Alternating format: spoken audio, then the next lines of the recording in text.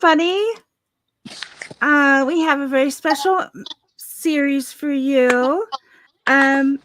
We are going to have a series called Creating the Narrative, the IDAHO4 press releases, and Truth and Justice True Crime with Anna D. And I, Audrey C's DNA podcast.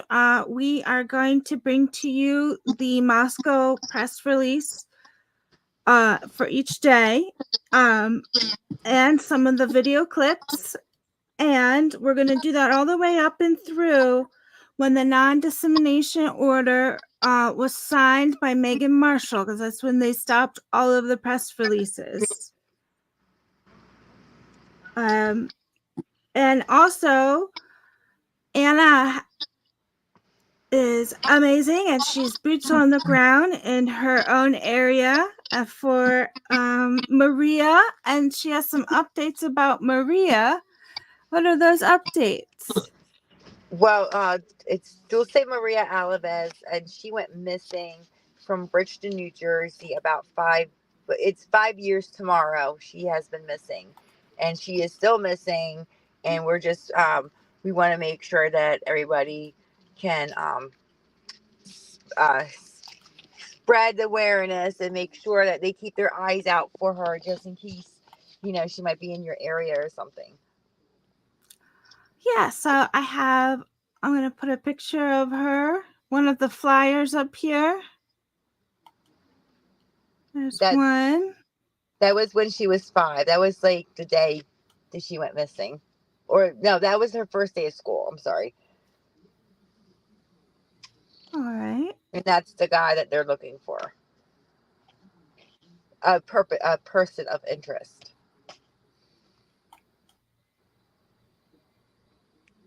And here's another one. Is that what she would look like now? Yeah. Yeah, so she's 10 now. So yeah, that's the closest picture you can get that we have of her, what she might look like now. Also, I skipped one. Here's another one. Yeah, that's her flyer. Well, I don't know. Can you read that? Yeah, it's actually $75,000 reward. Oh, so it's more than that. That's awesome. Yeah, $75,000 reward, and the phone number is for Bridgeton Police, and it's 856-451-0033. So anybody has information, please call the Bridgeton Police. You can call the FBI too, but I don't have the number on me. So.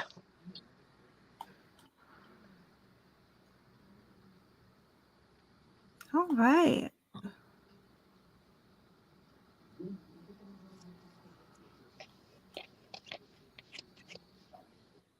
So. That's amazing. That's so great that this case is so close to your heart. Yeah. Yeah, we've been looking for her for a long time. And you have things going on tomorrow for her? Yeah, we have a visual for her at 4:00 tomorrow. Wow. At the park, because she was abducted from the park.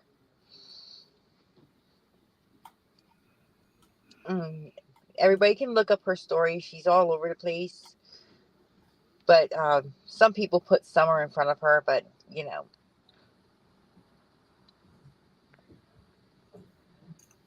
There you go. There is Maria. And this is Anna D. Boots on the ground. Been into true crime for a long time.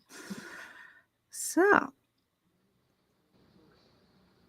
now I do think it's very interesting here that, yes, we did get a press release on November 13th, 2022, but they didn't come out until the 16th to have a presser, which is odd, a video presser. Mm-hmm. And so for here, can you see it? I'm going to make it a little bigger. Whoa, is that too big?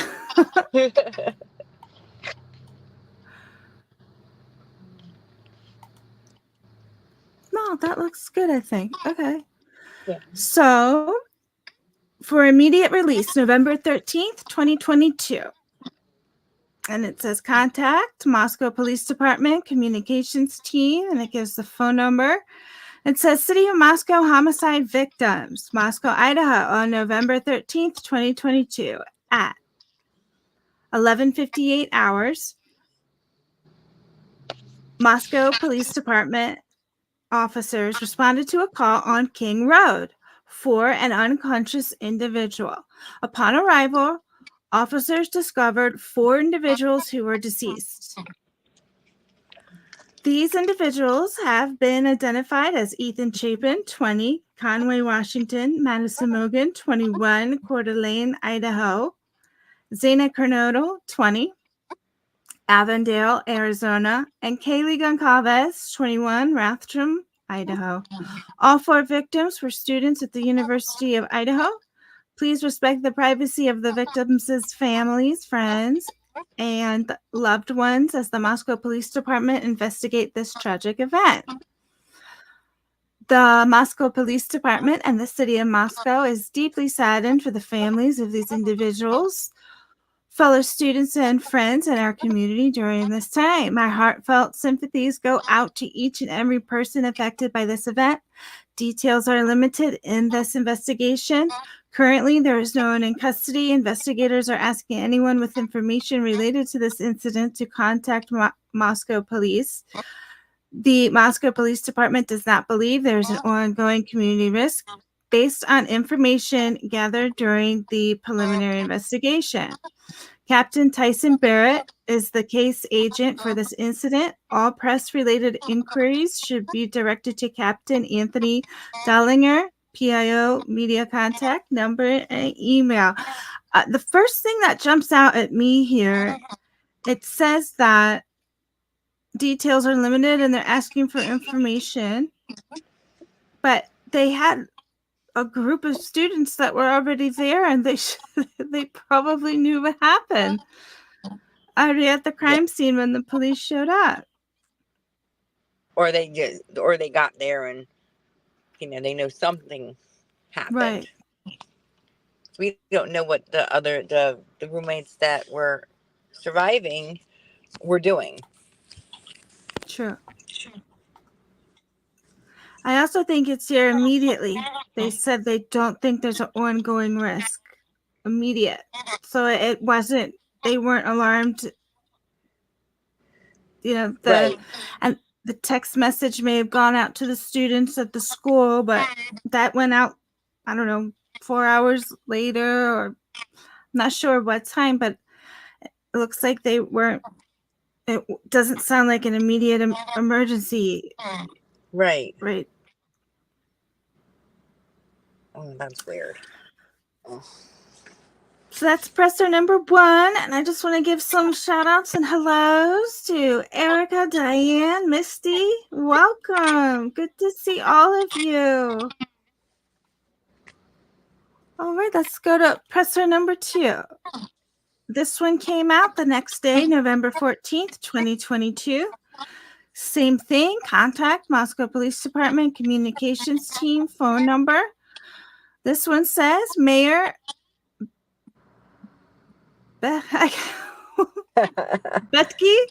expresses condolences to the community. Moscow, Idaho. I am deeply saddened by the events that occurred on November 13th, which claimed the lives of 4 of our community members. It is impossible to understand the senselessness of the events like this, and we are seeking answers that are not yet available. Our hearts and thoughts are with not only the victims and their families, but also their broader circle of friends and the entire University of Idaho community. I am thankful to all of our first responders and their skilled and dedicated service to our community. The Moscow Police Department is actively working with support from multiple other agencies to investigate this incident.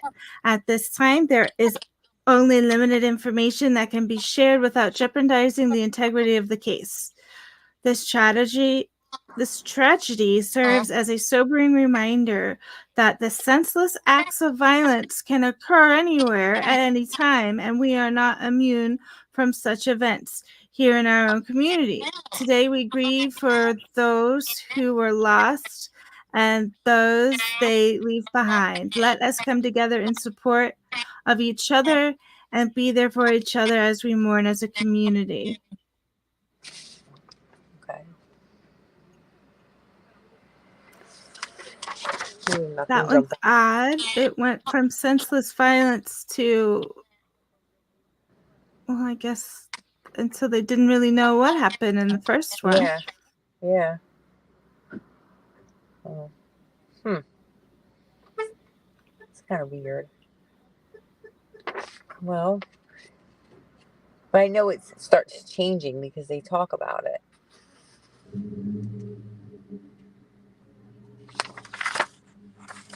Hmm. Now, for November 14th, they updated it, and I don't Yeah. know. There's another added on to this one. This one at the top has Captain Anthony Dollinger. Updated contact information for City of Moscow homicide. Moscow, Idaho. Moscow Police Department's contact information for recent City of Moscow homicide has been updated. For anyone with information related to the homicide. Oh, so they called it a homicide the next day. Please contact the Moscow Police Department at the phone number. All press inquiries go to Captain Anthony Dollinger. Interesting. Yeah. Homicide the next day. I guess they couldn't say that it was a homicide the day before, Yeah. or when they did the first or the second, the presser, and then they say homicide. Oh, this is getting interesting. Yeah. It's odd they couldn't just come out and say it when they first. Maybe they didn't want to admit that it was a homicide, or they weren't sure. And that is actually very good information. That's a great point to bring up, Anna, because if they weren't sure, that is huge. Right. Wow. Great point. Well, it just makes, put it on the 14th, and they have that, and then on the 13th they just said it was. Did it? Let's see. I think I put it away. 13th. The 13th. Did they say it was a homicide, or they just said I'm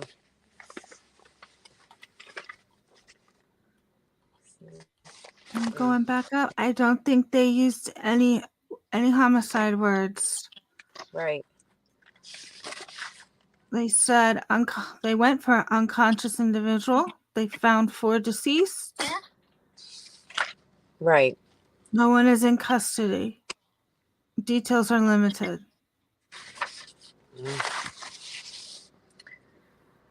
All right. All right, are we on to number 15? Yeah. November 15th? Yes. Yep. Okay, same thing at the top. Phone number, homicide update. Moscow, Idaho on November 13th, 2022, 11:58 hours. Moscow Police Department officers responded to a call on King Road for an unconscious individual. Upon arrival, officers discovered 4 individuals who were deceased. The deaths have been ruled to be a homicide. Although no weapons have been located, based on preliminary information, investigators believe that an edged weapon, such as a knife, was used. They believe. Autopsies are scheduled to be completed later this week and will hopefully provide more definitive information on the exact cause of deaths. Also, based on information from the preliminary investigation, investigators believe this was an isolated, targeted attack, and there is no imminent threat to the community at large. Investigators are continuing to work diligently on establishing a timeline of relevant events to recreate the victims' activities on the evening of the 12th and early morning of November 13th. Following all leads and identifying persons of interest. Currently, there are no suspects in custody. The Moscow Police Department is working closely with the Idaho State Police as well as other state and federal law enforcement partners on this case. Investigators are asking anyone with information about this incident to contact Moscow, and they provided the phone number. The first thing that pops out at me is that they said they were working diligently to establishing a timeline to relevant events for the victims on November 12th in the early morning hours, but they never did that. They gave us like a video or two, and that's not. Yeah. That doesn't really tell us anything, really. No, and they say the community isn't at risk. Well, how do they know? That's what I don't get. I don't know how they know. And then it took them, I guess this is day 3. Yeah. To come out and say that it appears to be an edged weapon. Yeah. I would think on the first day you'd be able to see that. Right, because they found the knife sheath. Maybe. Well, that's what it says in the piece. Yeah, they found the knife sheath because he did another walkthrough, and that's when he saw the knife sheath. Mm-hmm. Okay. Well. All right, let's go on to the next one. Oh, this is also dated the 15th. Yeah. Moscow Police Department homicide investigation. Moscow, Idaho, the city of Moscow Police Department would like to address the community concerns about public safety. We hear you and we understand your fears. We want you to know that we, like you, have been devastated and distressed by these young lives that were cut short needlessly. We determined early in the investigation that we do not believe there is an ongoing threat for the community members. Evidence indicates that this was a targeted attack. At this time, we have shared every piece of information that we can without compromising the ongoing investigation.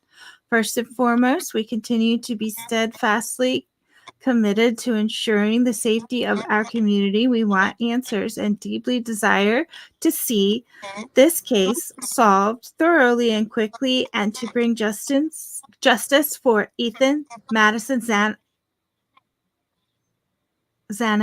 and Kaylee and their families. We owe it to them, their families, and this community to do all that we can do and do it well.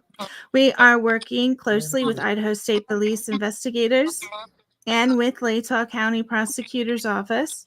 We are utilizing many other resources within the law enforcement community to bring about a fast resolution to this incident.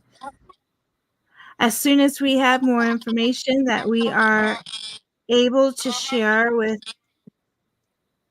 the community, state, and nation, we will. This incident highlighted that violence is possible in our own community and in every community.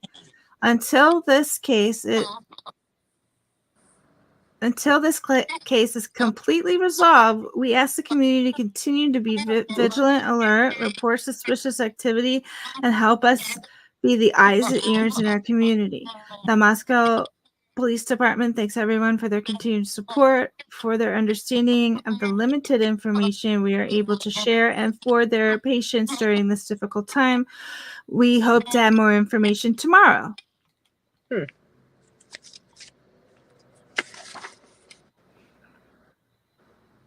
And then, okay, what do you have first reactions for this November 15th one? No, they just like telling people to be vigilant. So that's nothing like suspicious to me.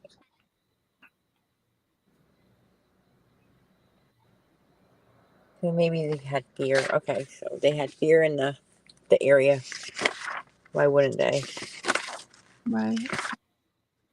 I'll tell you right off the bat, for November 16th, this is where we get up to. Then we have a video, their first video appearances on this day. But the contact changes immediately to James Fry. Where did the captain go? Oh, Was that yeah, the right. captain before? No, because of what they say the captain, they say on the first press release who the captain was. The Darlingers. Is he captain? Captain Anthony Darlinger. Oh, well, he was the media contact. Okay. So then down here on the 16th, it changes to Fry. Moscow Police Department press conference streaming link. Moscow, Idaho, the City of Moscow Police Department will be holding a press conference today, November 16th, 2022 at 3:30 p.m. regarding the city's recent homicide. This press conference may be streamed on YouTube utilizing the following. They have a link here. But before I get to that, I know there's a second page here from Catherine Mabut, the coroner. She put this for immediate release. Oh, this one's dated the 17th, but I thought it went with that one. So they pronounced everybody at 12 noon. And then they go through the name, the age, and the location again for Ethan, Kaylee, Zana, Madison. They have place, calls, homicide, murder, manner of death, stabbing. Wow.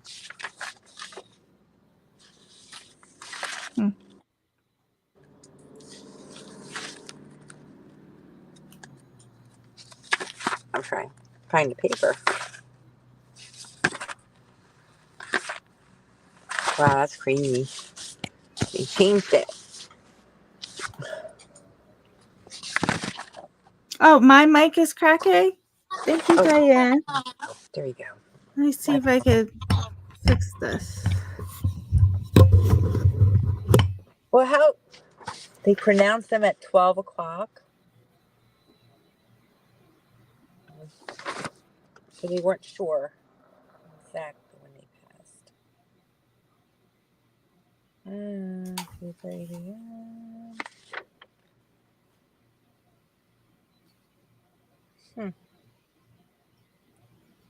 So this one is from the KTVB. I didn't click on the link that's in the presser because when you click on the link at the presser, it doesn't let you see them all walk in. So I want to see them all walk in, and then I'll go back and click on the link. How about that?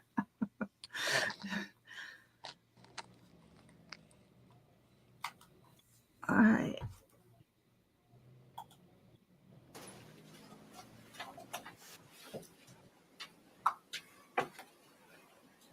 And I think all their press releases are on their Facebook page. Because I found them. Well, the video press release when they were like in front of the cameras. Oh, good. So when we have more episodes to come, then... Oh, here we go. I started a little...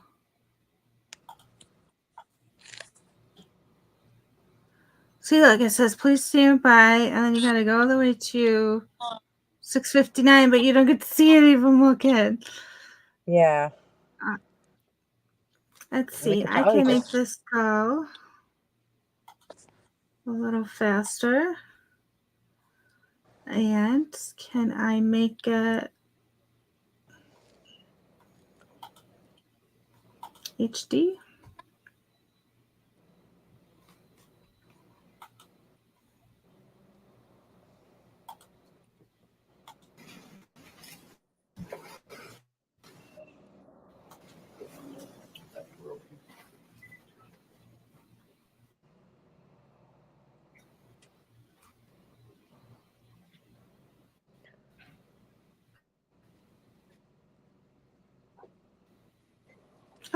What? Did it freeze over there? I can't see it. Here?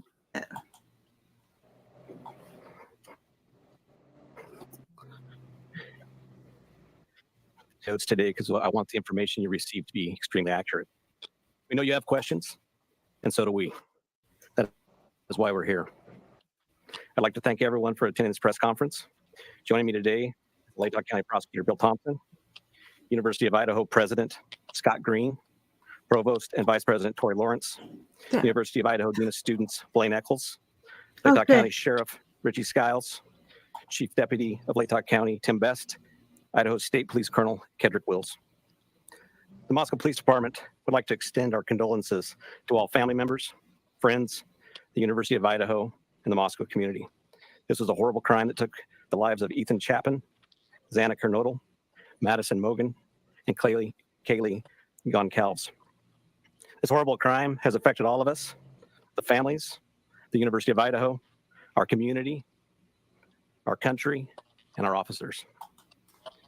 Agencies that are involved in this task force include Latah County Sheriff's Office, the Idaho State Police, and the Federal Bureau of Investigations. As we continue our investigation, we have learned that Ethan and Xana were at a party on campus, and Madison and Kaylee were at a downtown bar. They arrived home sometime after 1:45. If anyone in our community or across our nation has any information about these times or the victim's whereabouts, please call our tip line at 208-883-7180. The facts of the case that we know right now. We know that these homicides occurred in the early morning hours of Sunday, November 13th. Around noon, Moscow officers received a call of an unconscious person. Officers discovered the bodies of Ethan Chapin, Xana Kernodle, Madison Mogan, and Kaylee Goncalves inside the residence on King Road. The four were stabbed with a knife, but no weapon has been located at this time. There was no sign of forced entry into the residence. Investigators are continuing to collect evidence at the scene. Investigators are working to develop a timeline to relevant events. Autopsies are taking place today on all the victims so we can continue to gather evidence and solve the crime. Investigators are working to follow up on all leads and to identify a person of interest. Based on details at the scene, we believe this was an isolated, targeted attack on our victims. We do not have a suspect at this time, and that individual is still out there. We cannot say that there's no threat to the community, and as we have stated, please stay vigilant, report any suspicious activity, and be aware of your surroundings at all times. What we don't know, the identity and location of the suspect, the location of the knife, or any clothing that was worn by the suspect. Currently, we have 25 plus investigators working this case, as well as assistance from the Federal Bureau of Investigation and the Idaho State Police. We're reviewing video that has been collected, but we are asking citizens to contact us with any information you may have that will help in this investigation. Once again, we're asking anyone to call the tip line at 208-883-7180. At this time, I would like to introduce the University of Idaho President, Scott Green. We should go forward to the questions. Thank you, Chief Fry. They ask the questions.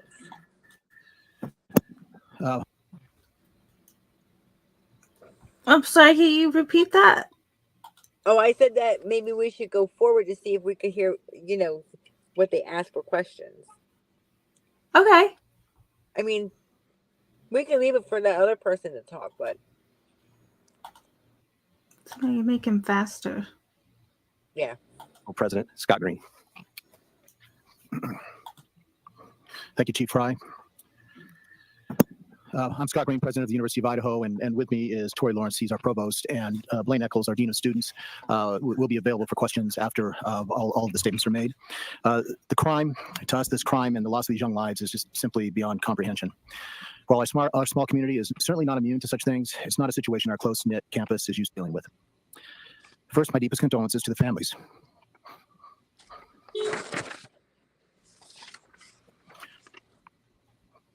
And friends of Ethan, Kaylee, Xana, and Madison. Excuse me. Their loss has been devastating, and they were bright lights in our community and are deeply missed and remain in our thoughts and our prayers. We've been working with Moscow Police since we were notified on Sunday of the crime. We've helped when asked and continually push for information whenever possible. knowing that we cannot interfere with the important work and good investigations that are occurring. We just want justice for these victims. Our focus at the university is to support our students and our employees. We are encouraging students and employees to take care of themselves as we head into Thanksgiving break. I want to take a moment to commend our faculty and staff who have been on the front lines helping our students, whether that is providing counseling to those in need of support, accommodating those who want to travel home, or engaging those who find comfort in staying busy interacting with their peers and our instructors in class. Our employees stepped up when our students needed them. While we have relied heavily on the expertise of Moscow Police, we feel confident that remaining open with flexibility to leave allows our students to decide what is best for them. The weeks ahead will continue to challenge us as this loss and the circumstances around this crime become known. We will support each other as we grieve, and we'll move through this together as a Vandal family. Thank you. I'd like to have Colonel Kedrick Wills come to the podium, please. Good afternoon. My name is Kedrick Wills. I serve as the director of the Idaho State Police. And as we have this discussion today, I'd like to express my appreciation for your attendance here because it's important, vitally important, that we get the information that we have out to the public. Crime knows no boundaries, and these murders have shaken us to our very core. You heard the university president as well as the chief of police talk about this small community, and it's a very close, tight-knit community. And our hearts break for the families that lost their loved ones, the University of Idaho, the Moscow community, and even within our entire state. Be assured, the Idaho State Police is firmly in support of the work that the Moscow Police Department is doing, and we are providing every resource that we can to make sure that this comes to a conclusion and that the person or people that this is responsible are brought to justice. It's so important that you understand that this takes a team effort. This is teamwork with the university, with this Moscow City Police Department, the Lake Tahoe County Sheriff's Office, the Idaho State Police, and the Federal Bureau of Investigation. It takes everybody to be able to do this, and it's a balancing act. It's a balancing act of getting the community the information that they need to have with making sure that we provide a case that the Lake Tahoe County Prosecutor's Office can go forward with. Governor Little, Idaho's governor, full weight of all the resources we have within our state are available to Chief Fry and to his team. Our crime lab is also involved with processing evidence, and our law enforcement throughout the region, state and federal agencies continue to provide resources. From the Idaho State Police's perspective, we provided detectives here from this area, as well as detectives from out of the area, state police detectives, as well as patrol resources and communications assistance as well to provide for Chief Fry and his team. Following this briefing, our communications director from the Idaho State Police, Aaron Snell, if you raise your hand, Aaron, he will be the contact for all press media inquiries from here on out. He'll be working closely with Chief Fry and his team. And we have additional, like I said, additional patrol and investigation resources brought to bear here as well. We want to do everything we can to make sure that this is done correctly and that the people that are responsible for this are brought to justice.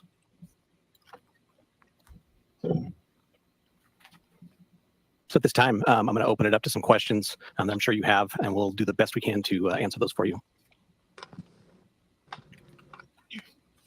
Hello, Chief Ray. Thank you for having us. I'm Amanda Rowley with Crime 2 News. You mentioned that there's an indication that it's an isolated, targeted incident, and there is an individual somewhere. Can you give us a reason as to why there's that belief there is a suspect? And you also give a little more information on the forced entry. There's no sign of forced entry, but was the door, did it seem like any of the entries were left unlocked by any means? I'll answer the last part there just because it's at the front end of my mind. We're not 100% sure if the door was unlocked. There was no damage to anything, and the door was still open when we got there. And my first question, Yeah. if you'd like me to read. No, I think I have it. In these cases, we take the totality of the things that we see, and they're very dynamic, right? And they're very big, and there's a lot of information, and we try to take that information, and some of it we can't share with you, correct? But we try to take that information, we try to make the best educated decision we can. We review that as a team with our detectives, along with our prosecutors, along with the university, and we try to make that best decision on that. So we, at that time, believe that there was no threat. And our goal is to provide safety for this community. That's why we're bringing in the resources we're bringing. We want it close to this, and we want to do everything we can to let the people in our community know that we care. We want them to feel safe. We want them to be safe, and we're going to do everything we can to do that. If I could add one more question. You asked for videos or anything from the community to help put together that timeline. We obtained a copy of Twitch video, and family members of the Gonsalves family were able to identify Maddie and Kaylee in those videos at a food truck ordering food. Is the police department, our investigators, aware of that video, and has it helped put together that timeline? We are aware of that video, and it has helped. It gives us a time and space where we know that two of our victims were, and that helps us a ton, and we'll continue to follow up all leads that we can and continue to gather those. Any indication of a party at the home that night? This will be the last one. Okay, I understand. Not that we know of, not at the home. We know that the other, let me get the names exactly right here. We know that Zaina and Ethan were at a different party on campus. But that timeline will still help us if other people know about that. Thank you. Chief Wright, John Webb with KHQ. On September 12th, there was a vandal alert that was sent out about a potential stabbing threat on Paradise Path. Does this have any connection with what we've seen so far? Not that we know of it, but we're following up every lead. Every piece of information we get, we are following up to ensure that nothing has gone unturned. We want to have the individual identified, who is the suspect of this eventually. So we are literally looking into every aspect of everything. You guys have said repeatedly that there's no threat to the public, but we don't know who the suspect is. We don't know where he's at. How is there no threat to the public at this point? Well, that's kind of an unknown. Like I said, we took the information we had at the time, but we do need to be aware. The individual is still out there, right? We need to be vigilant. We need to watch out for our neighbors. We're a community policing community. We've said that for years, and it's a community that watches out for each other. We need to continue to do that until we can close this off and make an arrest. Why has there been such limited information over the past couple of days? I mean, we're almost 4 days into this. Why has it been so limited? Yeah, it's a difficult. We have a lot of information coming in, and we have tried to push out some information through press releases. But the reality is, I probably should have been standing here a day or so ago, but I'm here now. We're going to continue to be here. We're going to continue to give you the information we can. We care about this community. I care about this community. I've worked here for 27 years. I want this community to be the safest community around. So the mayor's called it a crime of passion. Is there any indication that that's true?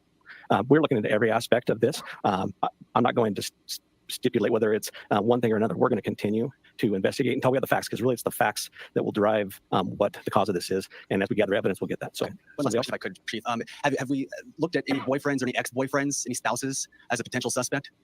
I will tell you, we're looking at everyone. Every tip we get, every lead we get, there's no one that we're not going to talk to. There's no one we're not going to interview. There's no one that we're not going to look into. And we're going to do our due diligence. We're going to make sure that nothing goes unturned. Do everything we can with the assistance of all the resources we have to get a final answer. Thanks, Chief. So there were, sorry, I'm Everly with the Spokes Interview. Hi. So there were other roommates who lived at that residence. Were the roommates home at the time of the attack? There was other people home at that time, but we're not just focusing just on them. We're focusing on everybody that may be coming and going from that residence. So since they were home, was it a hostage situation?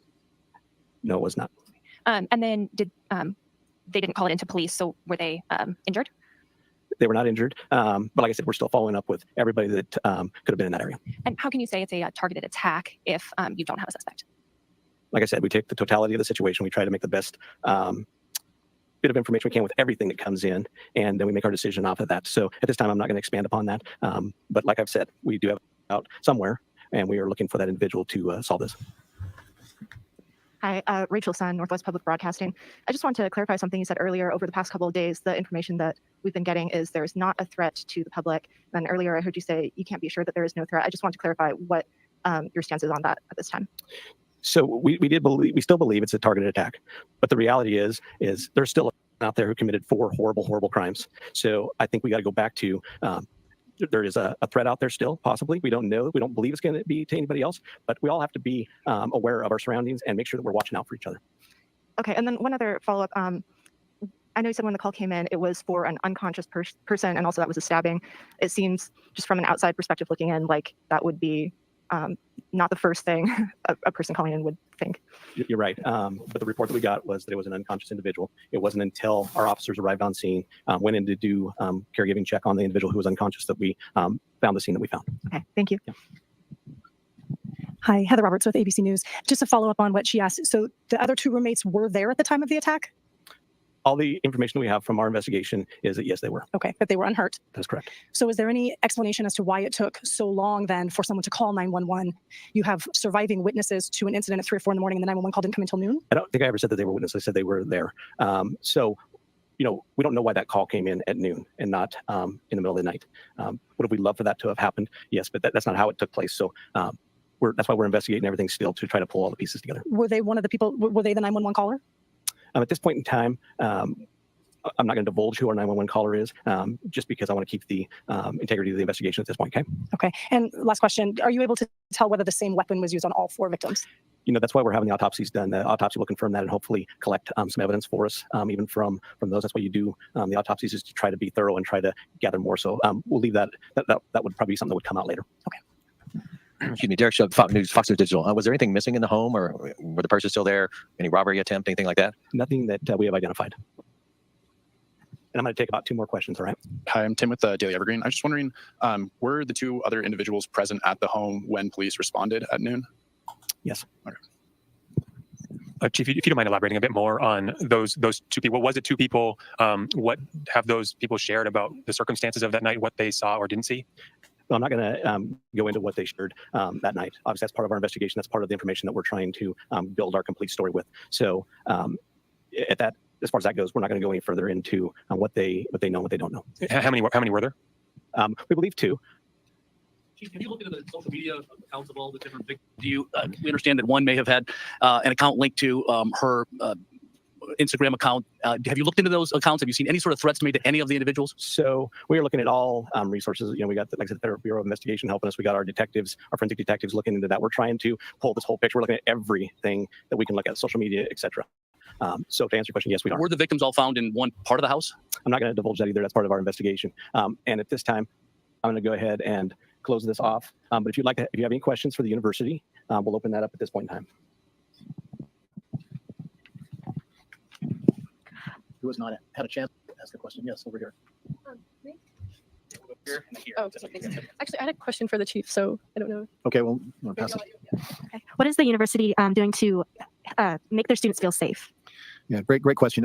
At this time, I think I'll turn this over to Blaine, who's been dealing directly with our students and dealing with those that truly still feel unsafe despite some of the assurances and things that we're doing. Blaine? Yeah, absolutely. Thank you for the question. A question of safety is on everyone's mind right now. We have increased campus safety patrols. Our executive director of campus safety and security, Jake Nichols, is out of the way actually here, and so I'm sure he'd be able to answer some of those questions. We have a campus safety escort where students can call 24 hours a day, 7 days a week to arrange for a security escort to be escorted across campus during the day or night. It doesn't matter at any point in time. We're also providing resources to students to help them navigate through this from an emotional standpoint. We've had drop-in counseling that has been utilized both in our counseling center as well as the student union building. And we're also supporting students, like President Green indicated, that if they want to leave and go home now, they absolutely can. We're going to support them in doing so. Many students have questions about their academics and whatnot, but this is a very dynamic, fluid situation, and we want to make sure we're supporting students and their families to get through this the way that they need to. Yeah, absolutely. Washington State University is about 8 miles that way. What would you suggest that Wazoo does to make their students feel safe if they're unsafe? Communication and encouraging students to reach out and use resources. That's a fantastic campus. I talked to their dean of students office yesterday, and they are mobilizing their support resources. All campuses have supports in place. Students just need to make sure they're leaning in and reaching out to it. And many times students don't, but we encourage that, absolutely. Hi, this is Hadia Thark with Argonaut. This may be a question for Scott Green or Blaine Eccles. So with the decision to cancel classes on Monday, while I understand the university is trying to remain flexible for students, why has class not been canceled for the remainder of the week? Well, because a number of our students still want to go to class. They gain comfort in being around their other students. They gain comfort from interacting and staying busy with their faculty and attending classes, labs. Some are working on their semester projects. So we've heard from them. At the same time, we want to provide the ability for any student who did not feel comfortable staying around, who did not want, who was unable to process that way, that they had that opportunity to go. And we've been helping them as well. All these absences are excused. We've asked our faculty to work with those students who chose to go. So we felt this was the best way, to respond, to give as much flexibility as we could to our students and our faculty to help manage the situation. And frankly, I think they've done a very, very good job. Thank you. Is the university working with the parents or the families of the victims? Are you in touch with them? They are. I'll turn that back over to Blaine. I know we both have been in contact with the families, but he's been very close to it. And so Blaine, you want to take that question? Absolutely. One of the hardest jobs I have is talking to parents of students who have died. It's the absolute worst part of my job. And so I've reached out and made contact with all the families. We've offered our support, and we're going to stay in constant contact with them. I communicated with them almost every day. We usually give a little space and time before we reach out, just for the sheer shock of absorbing the loss of a child and what that looks like. But we're going to stay in support of them moving forward for the weeks and months to come, and in whatever capacity they need. We've talked to a few of them, and they've expressed some frustration with the lack of communication from investigators and from the officials involved on that side of it. Has the university heard that from them? How are you working with them to help kind of close that communication gap? Sure. I do know that Captain Barrett from the Moscow Police Department is also in constant contact with them. He reaches out to them on a regular basis. From that standpoint, I think it's safe to say everyone, the families most of all, want information, and they want justice. And I can't do anything but honor what their needs are and what they are. Whenever I hear a concern from the family members about what's going on, I definitely make sure I communicate that to the Moscow Police Department. They're very busy. They're working. The men and women of this department are working really hard on their behalf and on our community's behalf. But if I can be a conduit to share information, we're absolutely going to do that. Has there been any update on the candlelight vigil that is postponed until after the break? I believe it's November 30th. At what time? We're looking at 5 or 5:30. We're trying to finalize. Well, Yeah. There was a candlelight vigil that was originally scheduled tonight, but because of the volume of students who have left, we want to make sure we're creating a space where they can participate. We don't want someone driving back during this time to do that. So we've rescheduled to November 30th. We haven't finalized the time. We will definitely be sharing that out to our students in our community and the larger community. We're just finalizing some details. We're going to communicate that with the families as well. It'll be on campus. We haven't figured out the location yet because we're going to be monitoring what the weather looks like. We anticipate a large amount of individuals. That being said, we also have 2 communities that are just providing beautiful support. There's a candlelight vigil in Boise tonight in honor of our lost students. And there's also a candlelight vigil tonight in Coeur d'Alene. And I say nothing but thank you and for the love and support from those communities that are supporting us. And we've seen that support come across the country and around the world for the University of Idaho and these families. And so it's a beautiful thing. President Green, can you talk a little bit about the vandal alert that involved a knife and how the university handled it and what you found in that case? Yeah, so basically, we were just responding to the information that we had from the Moscow Police Department at that time. We have an incident response team. We gathered Sunday as we were notified by the Moscow Police Department that there had been a crime committed. At the time, we weren't sure if they were students or not, and we wanted to provide help to the Moscow Police Department, and we think we were able to do that successfully to help them, identify those students and contact their relatives. So, beyond that, it was just trying to understand what the assessment was of the risk to the campus, and we relied on our subject matter experts, as you've heard. They know more than any of us about this, and then based on that, we started making decisions about how to move forward this week. Yeah, and so what were those decisions around that initial alert? What was the conclusion you had at that point about the level of risk? Well, of course, your first, on the first vandal alert, it was high risk. We had really no information, and we asked our students to shelter in place, and until we got the all clear, it wasn't all clear, but reduced risk where where students could start to move around more freely. We had people sheltering in places like the library, and the Pittman Center, and places around campus, and we didn't want to keep them there all night if we didn't have to. And so as soon as Moscow Police Department determined that it was safe for them to begin moving around but be vigilant, we sent the other vandal alerts. Yeah, my apologies. I was referring to the earlier vandal alert involving the threatening with a knife that happened in September. Yeah, you want to respond to that? Thank you, Blaine. So, vandal alert, we had a group of students walking back to Greek Row from a location off campus. They encountered an individual who was not affiliated with the university.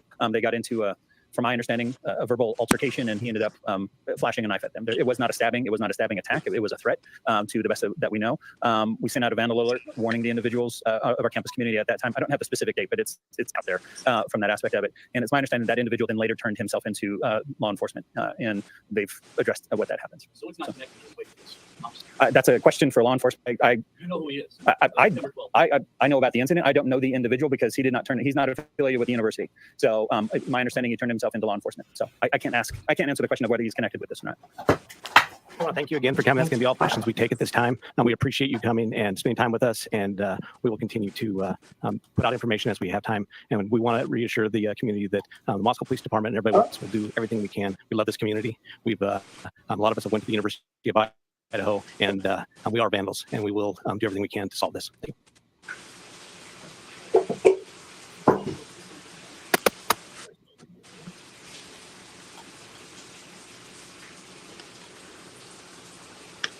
Do we have some questions up there? Or do we have some people making comments?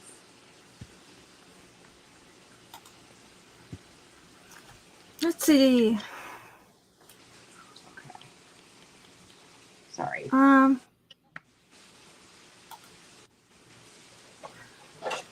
I think Tara has said something very, very important that we know from watching the noise complaint body cams that there were people going back and forth from the house. And it would be odd if that one night that there wasn't students moving around that neighborhood. And that we also know that Dylan did post photos of the night with friends. So she was with friends at some point. Oh, wow. Okay. Stop. Yeah.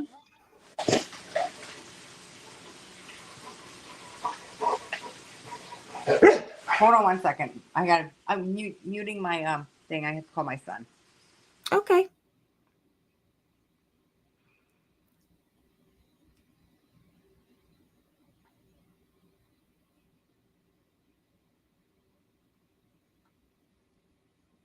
So, as when divided, are you asking if the roommates saw the 4 or 5 individuals that we all witnessed on the police body cam running in the opposite direction of 1122? Sorry, that was my dog.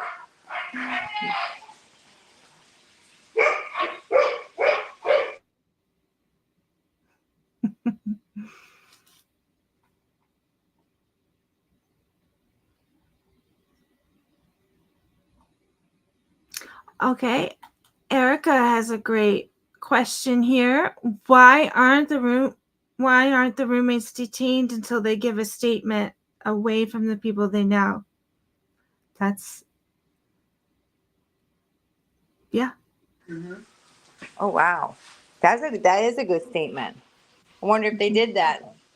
Didn't someone say that they interrogated them? Or they asked them a lot of questions? I don't know where I heard that from. Well, Tara says, how can they have cleared the roommates on the first day? That's odd. So I guess they did interrogate them. You know how long it took for when the little girl that went missing, she was being interrogated for like 12 hours. 12 hours there was questioning her. So I wonder if they did the same thing to the roommates.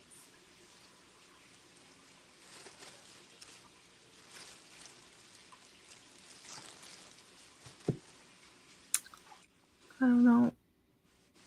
And Misty also has a great question here. Why would you invite potential suspects to leave the area? Like, some people had already gone home on break, and whoever was speaking, I think, confirmed that a lot of students had already left. Yeah. By the time they did this cover. That's true.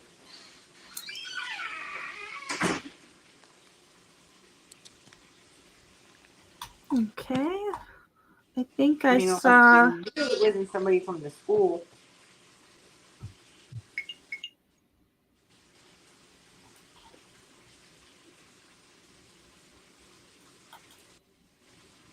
All right. As one divided we fall. Did the authorities see the individuals? I think they did. I can't remember, but I thought one of them looked over as people were moving. Maybe he saw movement.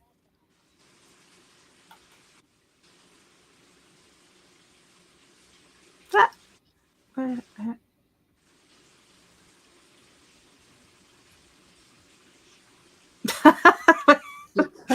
Erica? The demon was a shock face, so she couldn't do something. Shock face. Couldn't call 911. Yeah. I mean, my kids were her age, their age, when this happened. Really? And my daughter's Aw. 21 now, so they know something happened. They go and call 911. Right. I mean, that's just common sense. And that still bothers me over that.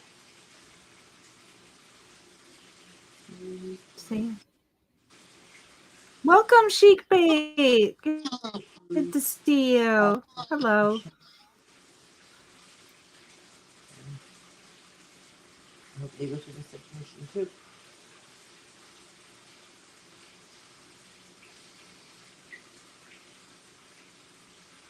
Tara said, I truly hope that Ann's investigator is going through all the information. Richard. Can't see that.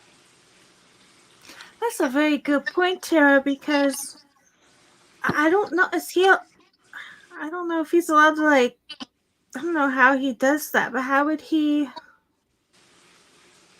would easily be able to find out what naturally happens in that neighborhood, and he probably could confirm that there's usually a lot of movement. Kids are always out partying, going in and out of wherever. You know, it's not a quiet.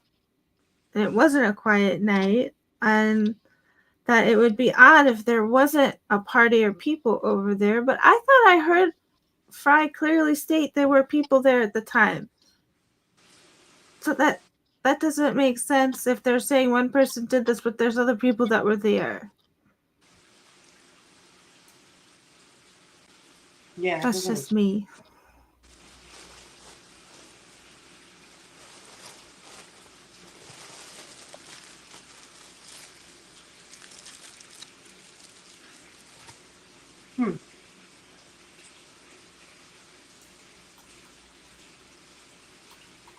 Well, that I thought was great to go through because it reminded me of stuff that, because it gives me a little bit more detail about, because I don't remember all of what happened back then. and they were being very evasive. They didn't really answer anything, and in the pressers, there's very little information. Yeah, and So yeah, they didn't come to the car until what, November 18th, 19th, I think it was.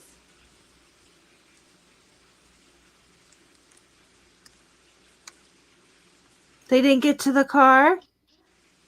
Yeah, they didn't. Well, I don't think they went to the. They didn't have the car yet until oh, the 18th or the 20th.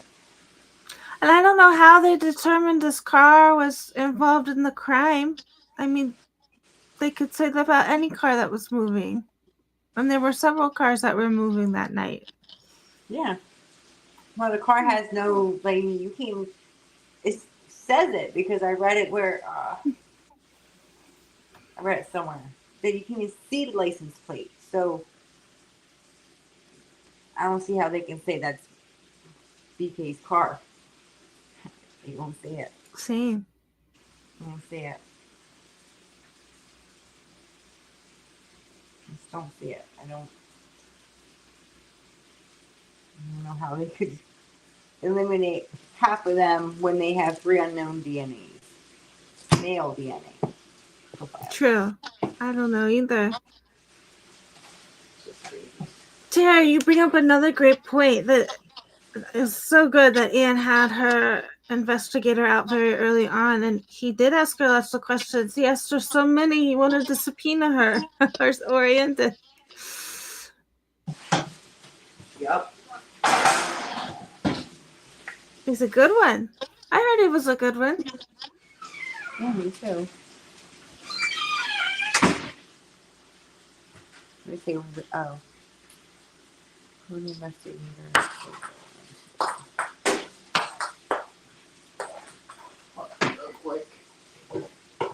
Okay, Matt. So Sheik Bey asked if Amy Taylor went to Nevada to talk to Bethany. I don't know. Because you don't want to charge them that. Okay, Matt. Okay, well maybe we'll take another question or two, and then maybe we can our next episode where we go through a little bit more of our press releases will to be announced. We'll try to schedule it earlier than we did this time. Yeah. So my kids don't bother me. Oh well, I'll show you my doggy. You want to see my doggy? Yeah, Hey, hi, babe. Aww. She's my baby. She's peeing. Oh, you said it's a lab? Yeah, she's. Labs are my favorite. So cute. Yeah. What's her name? Bliss. You said Liz? Bliss. Bliss. Oh, that's a very pretty name. Bliss. Yeah. That's what her mom's owner named her, and I just kept it because I like it. Aw. Dogs are the best. Oh, yeah.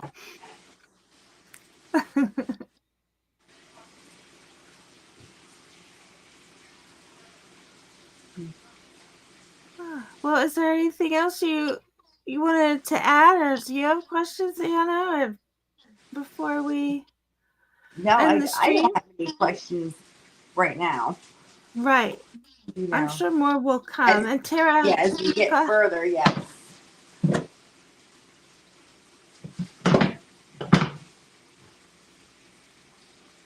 So, yeah, I'm going to have to go because